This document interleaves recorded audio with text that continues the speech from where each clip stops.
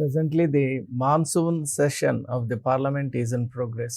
మరి ఈ నేపథ్యంలో మాన్సూన్ సెషన్ అంటేనే పార్లమెంటరీ వ్యవహారాల్లో చాలా ప్రాముఖ్యత కలిగినటువంటి ఒక సెషన్. ఎందువల్ల అంటే డైరెక్ట్గా ట్యాక్స్ ఎప్పుడైతే బడ్జెట్ గురించి బిల్స్ ప్రపోజ్ అయిన తర్వాత వచ్చేటువంటి ఒక సెషన్గా ఇది చాలా ప్రాముఖ్యతను కలిగి ఉంటుంది. మరి ఈ నేపథ్యంలో ఇక్కడ ఆర్టికల్స్ గురించి కానీ, అలాగే పాలసీ చేంజెస్ గురించి కానీ, బిల్స్ అమెండ్మెంట్ గురించి కానీ, అలాగే చాలా ఇంపార్టెంట్ అండ్ క్రిటికల్ ఇష్యూస్ అంటే దేశానికి సంబంధించినటువంటి సెక్యూరిటీ కావచ్చు, అలాగే దేశానికి సంబంధించినటువంటి important and vital decisions will be taken during monsoon session. అందువల్ల ప్రతి ఒక్కరి దృష్టి కూడా మాన్సూన్ సెషన్ పైన చాలా ఎక్కువగా ఉంటుంది. ఈ నేపథ్యంలో ఈసారి మాన్సూన్ సెషన్ స్టార్ట్ కాకముందు నుంచే మనం చూసాం నీటి వ్యవహారంలో జరుగుతున్నటువంటి ఒక ఆందోళన, అలాగే cockroach Janata party along with students చేస్తున్నటువంటి ఒక అతిపెద్ద నిరసనలు కూడా మనం చూస్తున్నాం. మరి ఇదంతా కూడా దేనికి సంకేతం? అలాగే ఇప్పుడు పార్లమెంట్లో ఎటువంటి బిల్స్ ప్రవేశపెట్టబోతున్నారు? ముఖ్యంగా మహిళా రిజర్వేషన్ బిల్ చాలా ఇంపార్టెంట్. ఎందువల్ల అంటే భారతదేశం స్వతంత్రం వచ్చిన తర్వాత 75 సంవత్సరాలు గడిచిపోయినా కూడా మహిళలకు ఇవ్వవలసినటువంటి ప్రాధాన్యత ఇవ్వలేదనేది సర్వత్రా మనం వింటున్నాం. మరి ఈ నేపథ్యంలో అట్లీస్ట్ ఈ మాన్సూన్ సెషన్లో అయినా మనం మహిళా బిల్ను మనం పాస్ చేసుకోగలుగుతామా, అలాగే మహిళలకు ఇవ్వాల్సినటువంటి గౌరవాన్ని పార్లమెంట్ ఇస్తుందా అనేటువంటి అంశాలు కూడా చాలా మనం వేచి చూస్తున్నాం. ఇక అన్నిటికంటే ముఖ్యంగా డీలిమిటేషన్ యాక్ట్ గురించి కూడా మనం మాట్లాడుకోవాలి. నార్త్ సౌత్ పారాడాక్స్ అనేటువంటి ఒక ప్రక్రియను కూడా మనం వింటున్నాం. ఇన్ఫ్యాక్ట్ దాని గురించి కూడా మనం డీటెయిల్గా మాట్లాడుకుందాం. ఎందువల్ల అంటే is it really a paradox or it's a kind of hypothetical understanding అనేది కూడా మనం ఈ ప్రోగ్రాంలో మాట్లాడుకునే ప్రయత్నం చేద్దాం. ముఖ్యంగా మాన్సూన్లో ఈ సెషన్లో ఇప్పుడు టేబుల్ చేయబోయేటువంటి బిల్స్ గురించి, అలాగే రాబోయేటువంటి అనేక అంశాల గురించి కూడా ఇప్పుడు తెలుసుకునే ప్రయత్నం చేద్దాం. As per the information which is being given by the government of India, ఇప్పుడు టేబుల్ చేయబోయేటువంటి బిల్స్ గురించి ఒక 5 బిల్స్ గురించి మనకు అవగాహన ఉంది. ముఖ్యంగా ఎంఎస్ఎంఈస్ అమెండ్మెంట్ బిల్ గురించి 2026, ఆ బిల్ గురించి ఖచ్చితంగా ఈ పార్లమెంట్లో పాస్ అయ్యేటువంటి అవకాశాలు ఉన్నాయి. అలాగే మనం చూస్తే ఇన్కమ్ ట్యాక్స్ అమెండ్మెంట్ బిల్ 2026 కూడా ఈ సెషన్లోనే ఉండబోతుంది. అంటే డైరెక్ట్ ట్యాక్సేషన్ అనేటువంటిది సులభతరం చేయడం, మోడర్నైజ్ చేయడం, అంటే ఆధునీకరణ చేయడం అనేటువంటిది చాలా ముఖ్యం. మనం డైరెక్ట్ ట్యాక్స్ విషయంలో చాలా గందరగోళాలు చూస్తూ ఉన్నాం. స్ట్రీమ్ లైనింగ్ అనేది చాలా ముఖ్యం. అలాగే దేశంలో ఉన్నటువంటి వివిధ ప్రాంతాలకు సంబంధించినటువంటి ఒక చక్కటి సమన్వయం అనేటువంటిది మనం ఏర్పరచుకోవాల్సినటువంటి అవసరం ఉన్నటువంటి ఈ నేపథ్యంలో ఖచ్చితంగా ఇన్కమ్ ట్యాక్స్ అమెండ్మెంట్ బిల్ ఏదైతే ఉందో 2026 that is going to pave way అని అనిపిస్తోంది. అలాగే మనం చూసినట్టయితే ఇక ముఖ్యమైనది ఈ పార్లమెంట్ సెషన్లో టేబుల్ కాబోయేటువంటి బిల్స్లో registration of births and deaths amendment bill కూడా ఉంది.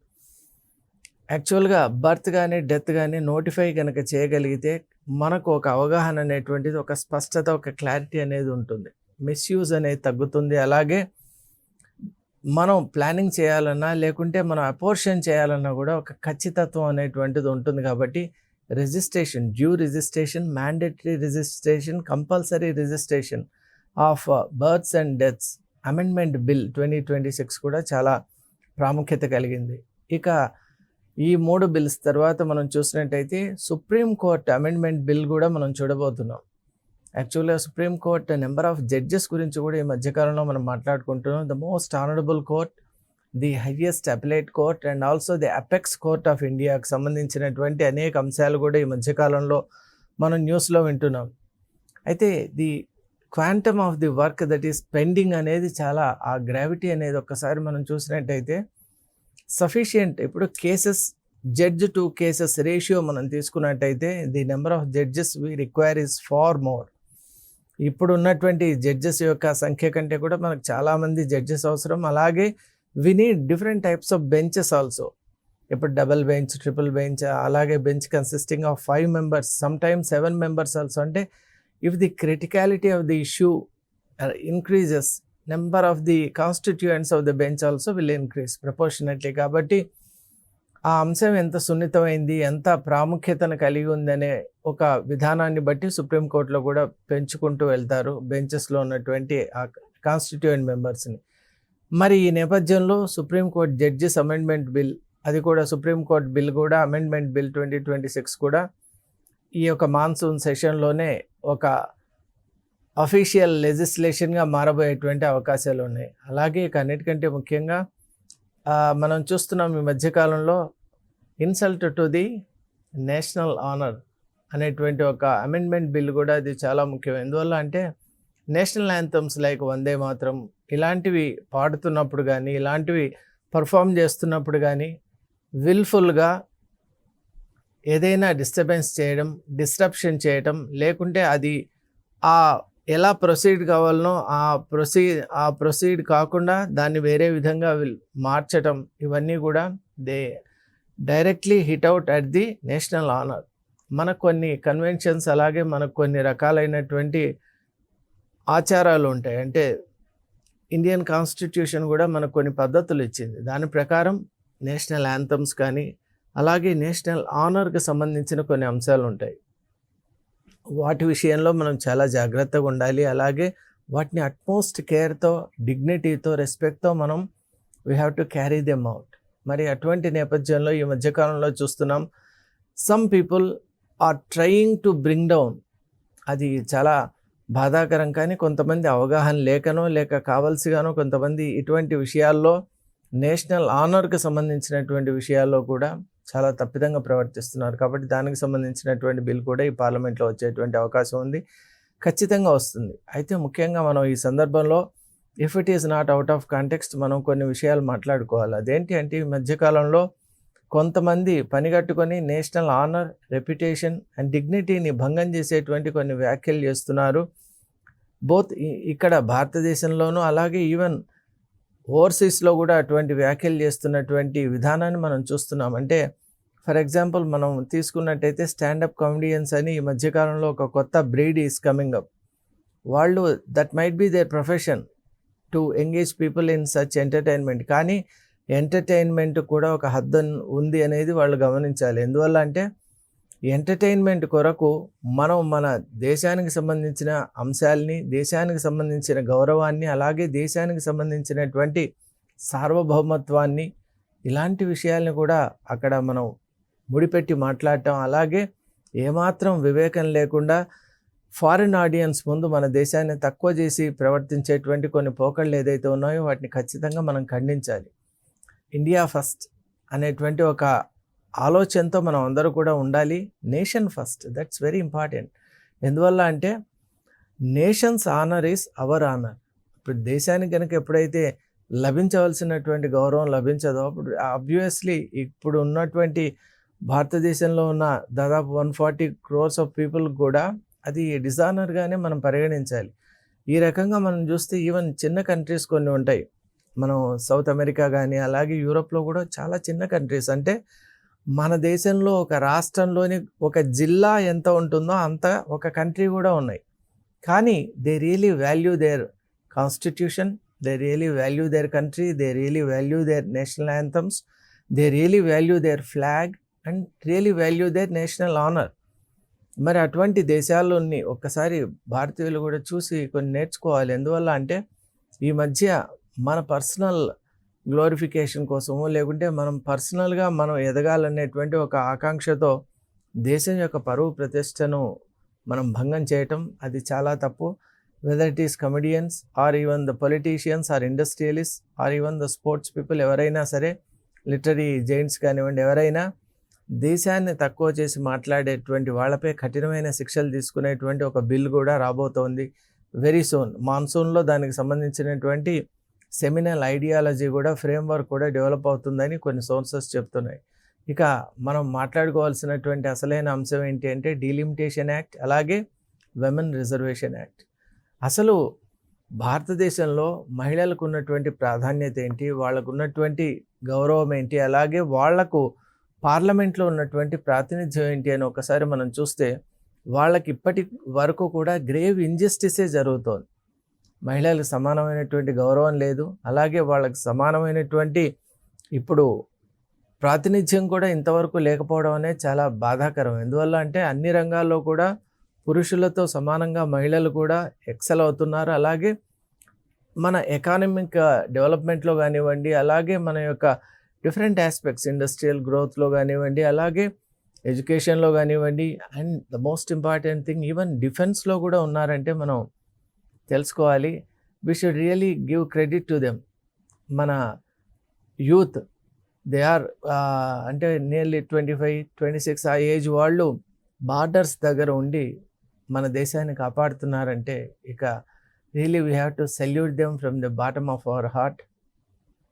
ఇంతటి త్యాగానికి, కృషికి, పట్టుదలకు పేరుగా మహిళ ముందుకు దూసుకొని వెళ్తున్నటువంటి నేపథ్యంలో మహిళల యొక్క కాంట్రిబ్యూషన్ను గౌరవించాలి, గమనించాలి, గ్రహించాలి. అలాగే వాళ్ళకి ఇవ్వాల్సినటువంటి ప్రాతినిధ్యం ఇవ్వాలి. మరి అటువంటి బిల్ ఈ యొక్క పార్లమెంట్ సెషన్లో, మాన్సూన్ సెషన్లో రాబోతోందా అంటే ఇప్పటి వరకు అఫీషియల్గా it was not being tabled, కానీ ఇట్ మైట్ కమ్ అప్ అనే అనిపిస్తోంది. ఎందువల్ల అంటే ఖచ్చితంగా ఈ పార్లమెంట్ సెషన్లో డీలిమిటేషన్కి సంబంధించినటువంటి అంశాలు కూడా రాబోతున్నాయి. మహిళా బిల్లు, డీలిమిటేషన్ అనేది దే ఆర్ ఇంటర్లింక్.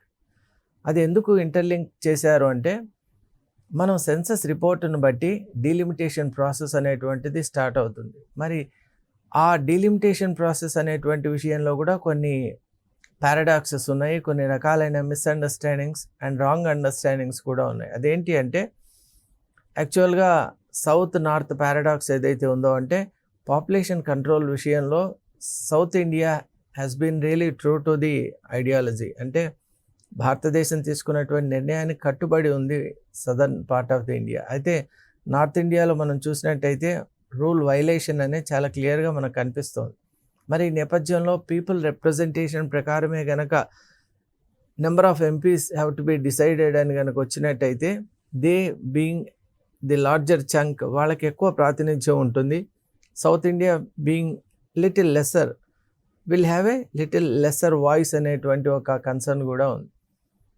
అయితే ఈ నేపథ్యంలో నార్త్ సౌత్ పారాడాక్స్ విషయంలో కూడా కొన్ని రకాల క్లారిటీస్ కూడా ఇచ్చారు. అదేంటంటే ప్రాతినిధ్యాన్ని బట్టి ఇవ్వటం వల్ల సౌత్లో ఇక్కడ చాలా ఇంజస్టిస్ అవుతుంది. ఎందుకంటే ట్యాక్స్ పేయింగ్లో కూడా మనం అగ్రస్థానంలో ఉన్నటువంటి నేపథ్యంలో we are contributing more to the GDP, national economy. మరి అటువంటి నేపథ్యంలో మనకు ఇవ్వవలసిన సిగ్నిఫికెన్స్ కానీ ఇవ్వాల్సినటువంటి రిప్రజెంటేషన్ ఇవ్వకపోతే చాలా it will lead to imbalance and improper functioning of the legislative process అనే ఒక ఐడియాలజీని గుర్తుపెట్టుకొని ఈ ఐడియేషన్ను రీనార్మలైజ్ చేయాలనేటువంటి ఒక ఆలోచనతో కూడా ఇప్పుడు పొలిటికల్ ఎక్స్పర్ట్స్ ఏం చేస్తున్నారంటే not only basing on the population as the factor, key factor, there are still many other factors which will determine the delimitation process అని కూడా చెప్తున్నటువంటి నేపథ్యంలో ఖచ్చితంగా నార్త్ సౌత్ పారాడాక్స్కి సంబంధించి కొన్ని ప్రకటనలు చేయటం,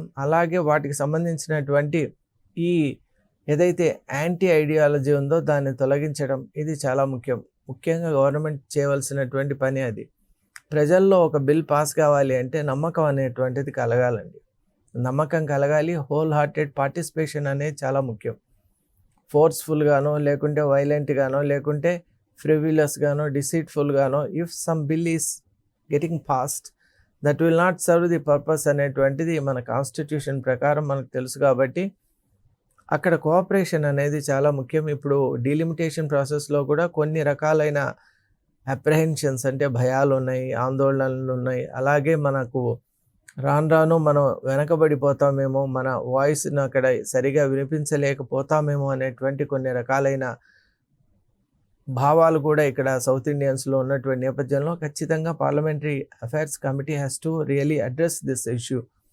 ముందుగా ఓన్లీ పాపులేషన్ మాత్రమే ఒక కన్స్టెంట్గా, ఒక కీ ఫ్యాక్టర్గా, దాని ఒక చీఫ్ ఎంటిటీగా తీసుకోకుండా they have to make an alternative understanding. ఎలా అంటే ఇప్పుడు పాపులేషన్ ఒకటే కాకుండా ఇక్కడ ఉన్నటువంటి ప్రాతినిధ్యానికి మూలం ఆ ఏరియాకు సంబంధించి జియోగ్రఫికల్ ఫ్యాక్టర్స్ను కనుక ఎప్పుడైతే మనం దృష్టిలోకి తీసుకుంటామో ఆ ప్రాంతానికి కావాల్సినటువంటి ఫెల్ట్ నీడ్స్ ఏదైతే ఉంటాయో దాన్ని బట్టి అది చిన్నదైనా పెద్దదైనా దానికి ఇర్రెస్పెక్టివ్ ఆఫ్ ది పాపులేషన్ కనుక ఒక ఎంపీని ఇవ్వగలిగితే డెఫినెట్లీ డెవలప్మెంట్ అనేటువంటిది నార్త్ సౌత్లో ఈవెన్గా ఉంటుంది. అంతేగాని కేవలం పాపులేషన్ మాత్రమే తీసుకుంటే ఫేవరెటిజం అనేటువంటిది మనకు కొట్టొచ్చినట్టు కనిపిస్తుంది. కాబట్టి అలా కాకుండా population should be one of the factors, but that should not be the chief factor.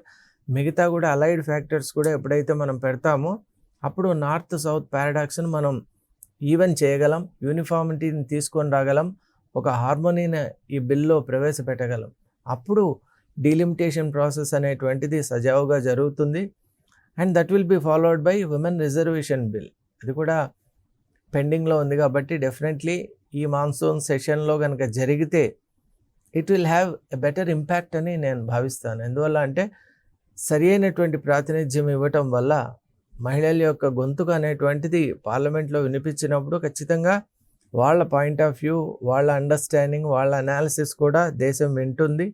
అలా వినాలి కూడా. విని అప్పుడు it will Ashar into a new age of development, growth and all round growth అని నేను అనుకుంటాను.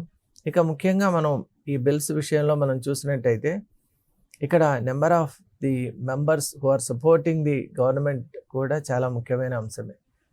అది ఎలా అంటే ఇప్పుడు మనం డీలిమిటేషన్ తీసుకోండి, బీజేపీ దగ్గర ఉన్నటువంటి members are not sufficient to pass this bill. మనం లాస్ట్ టైం చూసాం ఇదే అయింది. కాబట్టి అక్కడ నెంబర్ వాజ్ లెస్, అందుకు the bill did not happen.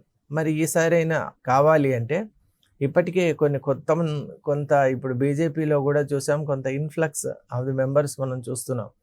ఇటు టీఎంసీ నుంచి, అటు ఎన్పిసి నుంచి, అలాగే మనం చూస్తున్నాం డిఫరెంట్ గ్రూప్స్ నుంచి కూడా, ఇప్పుడు మనకు ఆప్ నుంచి కూడా కొంతమంది మెంబర్స్ ఇలా వస్తున్నటువంటి నేపథ్యంలో ఇంకోటి అండర్స్టాండింగ్స్ కూడా, అంటే పార్లమెంటరీ అఫైర్స్ ఆ మెంబర్స్ కూడా మిగతా ఆ ప్రధాన ప్రతిపక్షంలో ఉన్న వాళ్ళను కూడా ఇష్యూ బేస్డ్గా ఈ విషయంలో సపోర్ట్ కోసం కోరుతున్నారు. కొన్ని చర్చలు కూడా జరుగుతున్నటువంటి నేపథ్యంలో ఖచ్చితంగా ఈ ఇంటర్నల్ అండర్స్టాండింగ్స్ కనుక ఫ్రెక్టిఫై అయితే, ఇవన్నీ కనుక సరైనటువంటి మార్గంలో నడిపించబడితే, వాళ్ళ యొక్క సపోర్ట్ అనేటువంటిది మనకు కనుక వచ్చినట్టయితే బీజేపీకి definitely BJP can pass delimitation act as well as women's reservation bill which is long pending.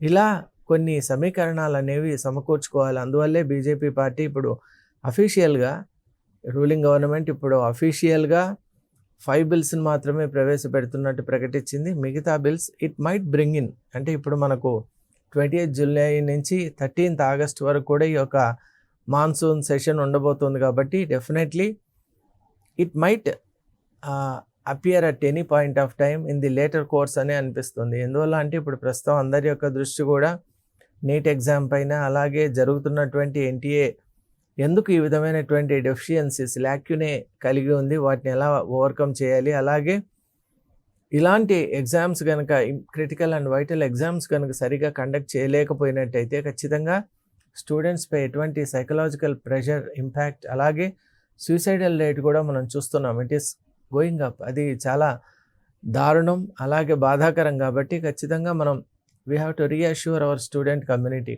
మనం పెట్టే ఎగ్జామ్స్ ట్రాన్స్పరెంట్గా, ట్రస్ట్ వర్దీగా, అలాగే నాన్ రిపిటేటివ్గా, అంటే పెట్టారంటే ఇంకా ఎగ్జామ్ అయిపోయినట్టే అనేటువంటి ఒక భావన ఉండాలి. కానీ ఇప్పుడు పెట్టాము, మళ్ళీ కొన్ని రోజులు అయినాక రీకండక్ట్ చేస్తాం, మళ్ళీ రీటెస్ట్ పెడతాం, ఇలాంటి ఒక ఆలోచన అనేటువంటిది రావడం చాలా దారుణం. అందువల్ల ఖచ్చితత్వం, ట్రాన్స్పరెన్సీ ఇవన్నీ ముఖ్యం. కాబట్టి ఆ అంశాల గురించి కూడా పార్లమెంట్లో ఆల్రెడీ రూలింగ్ గవర్నమెంట్ అష్యూరెన్స్ ఇచ్చింది, we will give enough time and space for this అని. కాబట్టి అందరి యొక్క అభిప్రాయాలు తీసుకోవాలి. ఇప్పుడు కేవలం రూలింగ్ పార్టీ విధానాలే కాకుండా ప్రధాన ప్రతిపక్షాలైన కాంగ్రెస్ కానివ్వండి, అలాగే మిగతా పార్టీస్ వాళ్ళందరి యొక్క వ్యూస్ తీసుకోవాలి. మొడాలిటీస్ అనేవి డెవలప్ కావాలి. ఎందువల్ల అంటే ఇక్కడ లక్ష్యం ఏంటి అంటే స్టూడెంట్ కమ్యూనిటీకి ఎటువంటి ఇబ్బంది కలగకుండా సజావుగా ఈ ఎగ్జామ్స్ అనేవి జరగటం అనేది మన అందరి యొక్క ప్రైమ్ గోల్. కాబట్టి we all have to arrive at that. అటువంటి ఒక మంచి వాతావరణంలో ఈ యొక్క చర్చలు జరగాలి, స్టూడెంట్ కమ్యూనిటీకి మంచి కావాలి, అలాగే ఈ బిల్స్ కూడా పాస్ కావాలి. And we are hoping that the delimitation and women reservation bill also might happen this time అని చూద్దాం. మరి ఏది కూడా అక్కడ ఉన్నటువంటి ఆ పార్లమెంటరీ గ్రూప్ కాన్స్టిట్యూయెంట్స్గా, అలాగే అక్కడ ఉన్నటువంటి వాతావరణం, అలాగే రూలింగ్ పార్టీ ఇచ్చేటువంటి అష్యూరెన్సెస్, వాళ్ళ యొక్క ఇంటర్నల్ టాక్స్, ఇవన్నీ కూడా ఎప్పుడైతే సజావుగా సాగుతాయో definitely we hope that something good is going to happen. Thank you.